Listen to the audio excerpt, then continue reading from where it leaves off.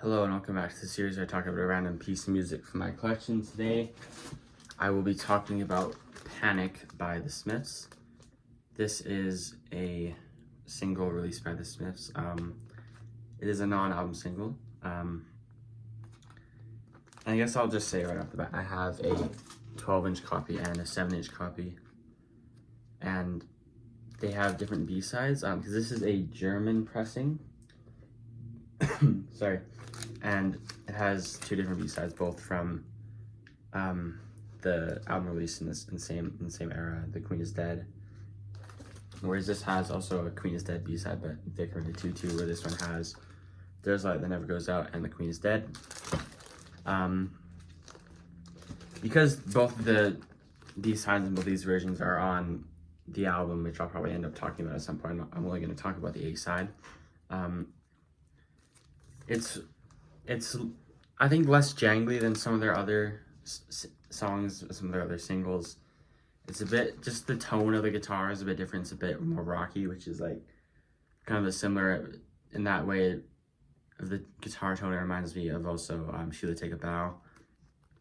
And but I remember I read or heard that it was written without a guitar intro because Morrissey didn't want, or whoever, didn't want DJs to talk over the song at the beginning like they often do. They talk over the guitar opening and then stop talking only when the lyrics come in, but pretty much the lyrics come in after like 1 or 2 seconds, so they can't really do that. Which is like, I think it's a cool thing to do for the song, especially with this subject matter of, hang the DJ and whatnot.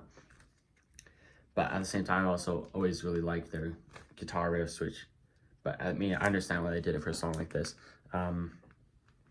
Whereas Tony Wilson called the song "Shoot the DJ," which I think it's hard to tell if he did that on purpose with the Smiths songs. He always got the titles wrong, or if he did it on purpose. But either way, it's a classic Smiths song. You can't really listen to the Smiths and not know this song. It has a really cool lyrics. It's one of the only times where Morrissey really mentions like a lot of place names all across England, Scotland, and even Ireland. And it's a pretty cool song. I don't have too much to say about it, although I will say that this, as I said, is a German pressing, and it is on blue vinyl, which is pretty cool. And it's definitely the only single I have that is on colored vinyl.